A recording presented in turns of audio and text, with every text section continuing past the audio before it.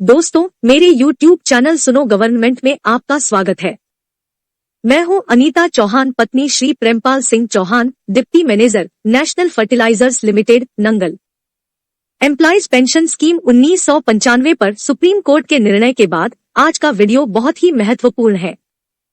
आइए EPS 1995 की pension से संबंधित प्रश्नों के उत्तर के लिए मैं मिलवाती हूं आपको मेरे हस्बैंड श्री प्रेमपाल सिंह चौहान से। दोस्तों नमस्कार, का फिर से स्वागत है। दोस्तों मुझे YouTube चैनल पे बहुत लोगों ने कमेंट किए हैं कि जो 14 जून 2023 को एक सर्कुलर निकला था उसका क्या मतलब है और ये क्यों निकाला गया है। देखिए इसे सिंपल है, इसमें बहुत ज्यादा कुछ नहीं है। इसका ये जो सर्कुलर है ये 14 जून का है। मैंने इसे पहले ही देख लिया था और मैंने इस पे वीडियो इसलिए नहीं बनाया था कि इसमें मुझे बहुत ज्यादा कुछ नहीं लगा। हालांकि कई लोगों ने डिमांड की है तो मैं इस संबंध में फिर मुझे लगा कि मैंने कहा नहीं, क्लैरिफाई कर देना चाहिए। तो देखिए जैसा कि इस सर्कुलर में स्पष्ट है कि सब्जेक्ट ये लिखा हुआ है कि सुप्रीम कोर्ट का ऑर्डर इंप्लीमेंट करने के लिए 4/11 का जो था और जो हमें वैलिडेशन और ज्वाइंट ऑप्शन फॉर्म भरना है उसके प्रूफ के संबंध में है। Proof of joint option under 26/6 scheme 1952 duly verified bye the employer list of admissible document. यानी वो डॉक्यूमेंट कौन कौन से हैं जो आपको देना है या दिए जा सकते हैं, इस संबंध में इन्होंने बात की है कि ये पहले पॉइंट्स पे तो हमने ये देख लिया। इन्होंने पहले पॉइंट्स पे इन्होंने पुराने सर्कुलर्स का हवाला दिया। पुराने सर्कुलर्स कौन कौन से हैं जो पुरानी डेट्स में निकाले हुए हैं। जैसे 23/4 को ये सर्कुलर निकाला था तो उसमें भी कहा गया था कि आपको क्या क्या 20/2 को एक सर्कुलर निकाला गया था कि 26/6 के लिए आपको क्या क्या प्रूफ देना है। एंड आगे भी सुप्रीम कोर्ट का डिसीजन है। इस पर सुप्रीम कोर्ट का डिसीजन में 44 में क्या कहा गया था जो आज हमने किसी दूसरे वीडियो में भी बनाया था। 44 का इन्होंने पूरा का पूरा एक डिसीजन यहां उतार दिया है। तो इसमें भी बहुत ज्यादा कुछ नहीं है। अब हम आते हैं सीधे चौथे पॉइंट पे जहां से रिक्वायरमेंट है। चौथा पॉइंट क्या कहता है? चौथा पॉइंट जो है वो ये कहता है whereas the accordance with the provisions of the EPF and MP act 1952। जैसा कि मैंने बताया 1952 के में एक्ट बना था और उसी समय स्कीम आई थी। तो उसकी स्कीम का जो पैरा 26(6) है जिसमें यह कहा गया है कि आपको यदि आप एक्चुअल बेसिक से ज्यादा पे देंगे तो उसमें एडमिनिस्ट्रेटिव चार्जेस एम्प्लॉयर को देना है। और बाद में 1.16% जो डिमांड की गई EPFO द्वारा वो एडिशनल कंट्रीब्यूशन की डिमांड की गई थी। तो उसका सॉल्यूशन निकल चुका है, उसके संबंध में अभी कोई बात नहीं है। तो अभी ये 1 नंबर पैरा पे ये कह रहा है कि आपने ज्वाइंट ऑप्शन फॉर्म आपके एम्प्लॉयर द्वारा वेरीफाइड करने के लिए कहा गया था, जो कि पिछले सर्कुलर के 29/12 को जो सर्कुलर निकाला था उसके पैरा 7 में दिया गया कि पैरा 7 पे यही पॉइंट दिया गया था कि आपको क्या क्या प्रूफ देना है। फिर अगेन 20/2 का जो सर्कुलर था उसमें भी ज्वाइंट ऑप्शन 26 देने की बात की गई थी।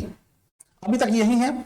If yes please attach the permission of. यदि आपने इन सबको पढ़ लिया है तो आप देना चाहते हैं, तो यदि आपके पास 26/6 की कोई परमिशन है ज्वाइंट ऑप्शन फॉर्म की तो आप उसे सबमिट करें। अब हम देखते हैं इन्होंने आगे क्या कहा है।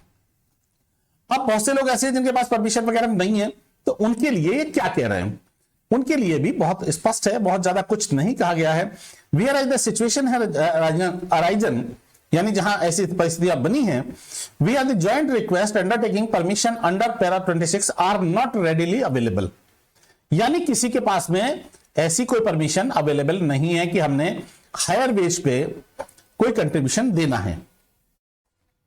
And who have filed applications for validation of joint option under the supreme court judgment. और उन्होंने हमारा ज्वाइंट ऑप्शन फॉर्म भर दिया है लेकिन उनके पास देने के लिए कोई भी रेडिली अवेलेबल एप्लीकेशन नहीं है, तो उन्हें क्या करना है। यह पॉइंट नंबर 5 इंपॉर्टेंट है। पहले वाले दोनों में तो वही बात की गई है जो पुराने सर्कुलर की है। तो इस 5 के अकॉर्डिंगली इन्होंने पॉइंट 6 निकाला है। पॉइंट 6 को ये क्या कहते हैं अब हम देखते हैं। थोड़ा सा मैं और ऊपर कर लूं जिससे accordingly only in case of the applicants otherwise eligible for the pension or on higher wages as per the directions of the Supreme Court for scrutiny of para 26 regarding the procedure may be followed। यानी अपने field offices के लिए ये कह रहे हैं कि field offices क्या क्या वेरीफाई करेंगे और उसमें क्या क्या वेरीफाई कर सकते हैं। ये employer share of PF contribution has been remitted on employee pay exceeding prevalent, यानी 95 से लेके जब जब आपकी पेंशन, जबकि आपकी सैलरी का एक्चुअल अमाउंट 5,000, 6,500 और 15,000 से बड़ा है तो क्या उस पे एक्चुअल अमाउंट पे कंट्रीब्यूशन दिया गया है और वो पीएफ अकाउंट में जमा हुआ है या नहीं। तो ये सिंपली, ये तो जहां जहां भी 15,000 से ज्यादा काटा गया है तो नेचुरल है, यदि हमारा काटा गया है 15,000 से ज्यादा पे एक्चुअल 12% और वो 8.33% एक्चुअल पे काटा गया है तो वो हमें जमा करना है।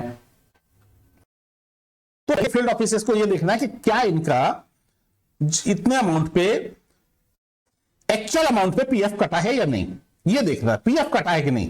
प्रोविडेंट फंड कंट्रीब्यूशन की बात कर रहा है, देखिए ईपीएस की बात नहीं कर रहा है, मैं इसीलिए बात कर रहा हूं, ईपीएस की बात नहीं कर रहा है, प्रोविडेंट फंड कंट्रीब्यूशन की बात कर रहा है कि प्रोविडेंट फंड एक्चुअल सैलरी पे आपका कटा है कि नहीं। तो वो मैं समझता हूं इंडिया के अंदर लगभग सभी का 12% या 10% जो भी है 12% है, 12% सभी का एक्चुअल सैलरी पे कटा है, प्रोविडेंट फंड की बात कर रहा है। ठीक है, तो पहला पॉइंट इन्होंने प्रोविडेंट फंड पे देखना है कि कटा है कि नहीं। दूसरा देख रहे हैं administrative charges payable by the employer has been remitted on such higher wages, यानी पीएफ में जो अमाउंट कटा है एक्चुअल बेसिक पे उस पे 15,000 से ऊपर एडमिनिस्ट्रेटिव चार्जेस, जो कि मैंने दूसरे वीडियो में बताया कि एडमिनिस्ट्रेटिव चार्जेस अलग चीज है और 1.16% अलग चीज है। एडमिनिस्ट्रेटिव चार्जेस और इंस्पेक्शन चार्जेस दोनों मिला के ये सम 0.5% और 0.18% होते हैं अलग अलग। इंस्पेक्शन चार्जेस 0.18% और एडमिनिस्ट्रेटिव चार्जेस 0.5%। आज की डेट में इतना ये जमा हुआ है कि नहीं, यानी फील्ड ऑफिस को ये देखना है जिसने भी ज्वाइंट ऑप्शन फॉर्म भरा है उसका एम्प्लॉयर ने एक्चुअल अमाउंट पर पीएफ कंट्रीब्यूशन हुआ है या नहीं, या एडमिनिस्ट्रेटिव चार्जेस दिए हैं या नहीं। और यदि एम्प्लॉयर ने एडमिनिस्ट्रेशन चार्जेस नहीं दिए हैं तो उसके लिए एम्प्लॉयर जिम्मेदार है, हम नहीं। यानी किसी भी एम्प्लॉय को इस संबंध में भी चिंता करने की जरूरत नहीं है। अब हम आते हैं सी पॉइंट पे। Provident fund account of the employee has been updated with interest as per the para 60 of EPS 1952 on the basis of the contribution received, यानी हमने जो कंट्रीब्यूशन दिया है उस कंट्रीब्यूशन के आधार पे हमारा अकाउंट अपडेट हुआ है या नहीं। तो हमारी सभी लोग अपनी पीएफ की जो पासबुक है, एग्जम्प्टेड ऑर्गेनाइजेशंस नहीं देख सकते, लेकिन जो अनएग्जम्प्टेड ऑर्गेनाइजेशंस हैं वो अपनी पीएफ पासबुक देख लें, उनमें इंटरेस्ट तो जमा हुआ ही हुआ है ईयरली, यानी यदि इंटरेस्ट जमा हुआ है तो वो अपडेट हो चुका है। तो ये उन्होंने अपने फील्ड ऑफिसर को देने के लिए कहा है। अब ये कहते हैं any of the following document have been submitted along with application for validation joint option as proof of the joint option and permission para 6।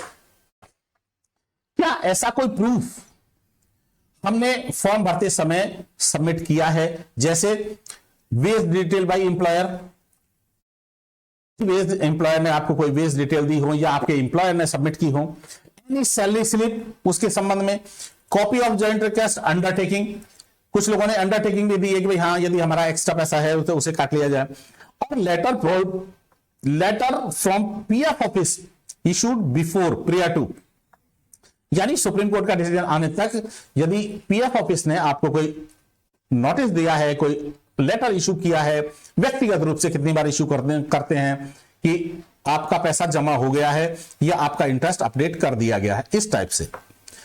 अब ये कहते हैं कि फील्ड ऑफिस ये देखेगा कि यदि आपने ये सब क्या इनमें से कोई चीज सबमिट की है तो नेचुरल है कि हमारे एम्प्लॉयर हमारी वेज डिटेल तो सबमिट करेगा ही करेगा। तो यानी ये भी सबमिट किया जा चुका है, और जो पीएफ वाला कॉलम था वो भी सबमिट किया जा चुका है, उसमें भी हमारा कुछ नहीं है। अब ये कहते हैं लास्ट पॉइंट पे ये कहते हैं the applicant who qualify one above, यानी जस्ट ऊपर, are already contributing and have contributed to the till retirement superannuation on actual higher wages if they have not submitted joint request and undertaking of the employer। देखिए supreme court का decision लागू करना है। इसीलिए जब supreme court का decision लागू करना है तो वेज एंड मींस उन लोगों के लिए निकाले ही जाएंगे जिन्होंने परमिशन नहीं ली है। तो ये क्या कह रहे हैं, if they have not submitted there joint request undertaking of employer now can submit the same at the time of the final claim settlement. जब भी आपका फाइनल क्लेम सेटलमेंट होगा और आपसे आपके लास्ट एम्प्लॉयर आप उसको सबमिट कर सकते हैं। यानी क्या सबमिट कर सकते हैं, जो चीजें ऊपर बताई गई हैं वही डॉक्यूमेंट जो ऊपर बताए गए हैं, वेज स्लिप है, कोई परमिशन है, कोई पीएफ का इंटरेस्ट वगैरह, जो जिन चीजों की अभी हमने बात की है उनको सबमिट कर सकते हैं इन द प्रोफॉर्मा इनक्लोज्ड। अब ये इन्होंने प्रोफॉर्मा दिया हुआ है, जो प्रोफॉर्मा दिया हुआ है हम उसको भी देखेंगे। And can submit the pensioners and members any time before the grant of the pension on higher wages. कभी भी इसको हम जमा कर सकते हैं अंडरटेकिंग को अपने एम्प्लॉयर के थ्रू। Further as per direction of the supreme court the above shall apply to the application for validation of option joint option received from the applicants from the PF exempted organizations LVEG। यानी दोनों के लिए जो exempted organizations हैं और non exempted organizations हैं दोनों के लिए ये दोनों पे लागू होगा। अब इन्होंने ये प्रोफॉर्मा क्या जारी किया, ये प्रोफॉर्मा है, इसमें भी मैंने पढ़ के देख लिया है, इसमें भी देखिए कुछ नहीं है, इसमें भी वही चीज है कि यदि आप, मैं एक को पढ़ के देखता हूं, देखिए आई यानी आपका नाम, an existing member of EPS pension scheme having UN number, हमारा यूएन नंबर आ जाएगा। I have read and understood the provision of the 26/6 के प्रोविजन हमने पढ़ ही लिए हैं, इतनी बार सुन रहे हैं कि उसमें पे की क्या डेफिनेशन दी गई है। तो ये कह रहे हैं कि यदि आपने आज तक किसी भी प्रकार से कोई भी डॉक्यूमेंट सबमिट नहीं किया है 26/6 से रिलेटेड, तो आज आप इस अंडरटेकिंग को भर के दे सकते हैं अपने एम्प्लॉयर के थ्रू। और इसमें लिखा है I wish to contribute towards my EPF on actual pay exceeding the statutory wage ceiling presently 15,000 as per the month WEF यानी इसमें वही डेट आएगी 1/9/2014। 1/9/2014 से इन्होंने जो 1.16% चार्ज किया है, यानी मैं 1.16% जिन लोगों का नहीं कटा है, जिन लोगों का किसी वजह से एम्प्लॉयर ने नहीं काटा है या वेज रिकॉर्ड नहीं मिला है या कंपनी बंद हो गई है, तो आप लिख सकते हैं कि इस डेट से मैं भी 1.16% कंट्रीब्यूट करने के लिए तैयार हूं। And accordingly submit by contribute accordingly option to contribute on higher pages. इस पे हम ये कर सकते हैं और इसमें कुछ भी नहीं है, इसमें जो चीज है वही है। सिर्फ कुल मिला के ये है कि जिन लोगों से 1.16%, जो मुझे समझ में आता है, देखिए मेरी अपनी समझ है, 1.16% जो लोग सर्विस में हैं उनका तो काट लिया गया है, और जो लोग जिनकी कंपनी बंद हो गई, ईपीएस में एम्प्लॉयर ने पैसा नहीं दिया, उनका 1.16% कहां से लें, तो वो आपसे एक अंडरटेकिंग लेना चाहते हैं। लेकिन इस अंडरटेकिंग में ऐसा कुछ गलत नहीं है, जो सबके साथ हो रहा है वही है उन लोगों के लिए भी जिन लोगों को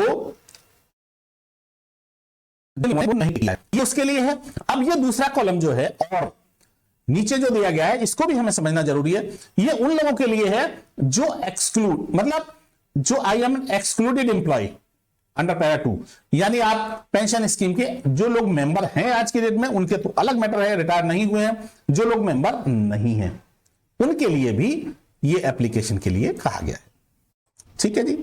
अब इन्होंने एम्प्लॉयर से अंडरटेकिंग मांगी है कि इसमें एम्प्लॉयर अंडरटेकिंग दे, I being the employer, I नाम आ जाएगा यहां पे, क्योंकि एक एम्प्लॉयर का एक रिप्रेजेंटेटिव होता है, उसका नाम आ जाता है यहां पे।